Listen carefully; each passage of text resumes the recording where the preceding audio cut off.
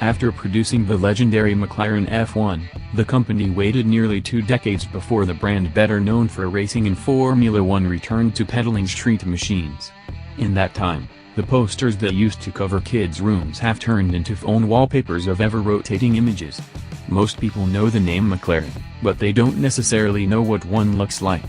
Staring at a printed image so long that the style lines are burnished into memory is a thing of the past, we suppose. And, some McLaren dealerships now accept Bitcoin. The 570 GT does away with the contrasting side scoops, flying buttresses, and short, vertical rear glass of the 570S, a car that is otherwise mechanically identical apart from model-specific chassis tuning. A glass roof covers the cabin of the GT, and a side-opening glass hatch transforms it into a slightly more practical grand touring machine. The cargo hold under that hatch isn't as cavernous as a Corvette's, but there is enough room for a couple of duffel bags, and it almost triples the total cargo space of the 570S. Opening the dihedral doors reveals a coddling chrysalis of contrasting cowhide, say that 3 times fast. There is an airy feel despite the tight confines, thanks to a gap between the screen for iris, McLaren's infotainment system, and the main control buttons and switches between the seats, as well as that transparent roof. The Colin Chapman in us hates the idea of a heavy glass roof, but it works in the GT to bring the surroundings into the cabin. Plus, as in any McLaren, you sit very low and the roof alleviates some of the mild claustrophobia one might feel while navigating the sea of mammoth trucks and SUVs in which many Americans commute. Of the central mounted controls, the 2 of greatest concern are for the powertrain and chassis settings. Normal, Sport, and Track are the options for each, but the various adjustments do not take effect until you depress the active button. Locking in both sport modes offers good enough compliance for most spirited driving. Putting the powertrain in normal tends to see the transmission rifle through gears to achieve semi-respectable fuel economy. The EPA estimates 16 miles per gallon in the city, we averaged but 11 overall. Like its coupe sibling, this hatchback feels alive.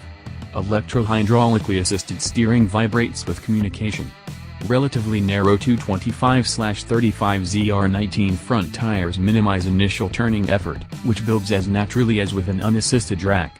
Unfortunately, when the front axle succumbs to understeer, the steering effort doesn't taper off as naturally as we'd like, but it's about as good as it gets in a modern car.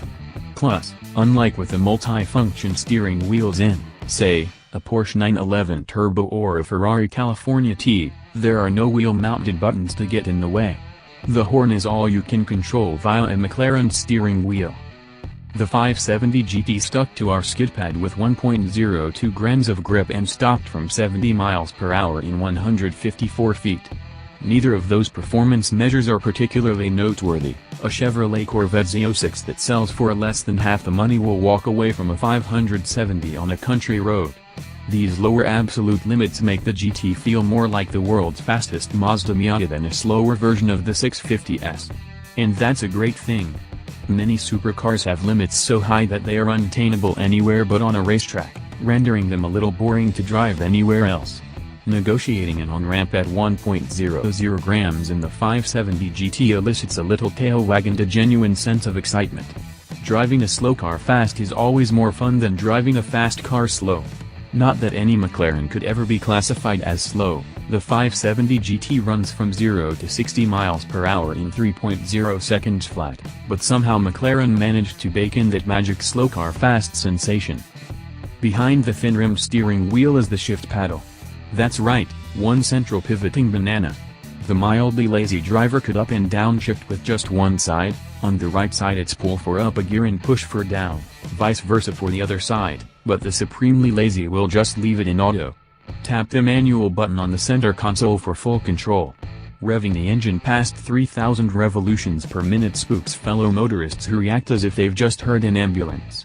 Send the engine to the 8,200 revolution per minute redline and the twin-turbo, flat-crank 3.8-liter V8 effectively delivers a shock-and-awe campaign that'll make people run for cover. Engage launch control, let the boost build, a dash icon indicates when ready, and release the brake for a whole shot fuel lever experience, courtesy of 562 horsepower. Just 3.3 seconds after you hit 60, you're going 100 miles per hour. A quarter mile is covered in 10.9 seconds. The traps are triggered while you're traveling 133 miles per hour. A Porsche 911 Turbo S is quicker to 60, 100, and through the quarter mile thanks to the launch traction of all-wheel drive, but getting to 150 miles per hour in 14.0 seconds nets the 570 GT a 0.6 second advantage. At 3,340 pounds, the Little Maka is 223 lighter than the 911 and 151 heavier than the 570S. It is not quite as quick as the last 570S we tested, either. Aside from its substantial cost, the GT starts at $200,000, at about 10% to get the color, leather, wheels, and carbon fiber trim seen in these photos. The McLaren's biggest demerit comes in the infotainment department. Check your polarized sunglasses at the door because they will make the screen unreadable. The United Kingdom is notoriously overcast, but we doubt this could have been overlooked, especially since it was addressed with the system updates to the new 720S. In addition, the menu structure and controls, particularly the steering column-mounted tab that operates the selectable digital instrument cluster, are not intuitive. We're sure we'd get used to these as an owner, but it could be off-putting to someone currently in counseling for anger management. The 911 is the gold standard in the world of everyday sports cars. And for good reason. Porsche has been chasing this goal for more than 50 years.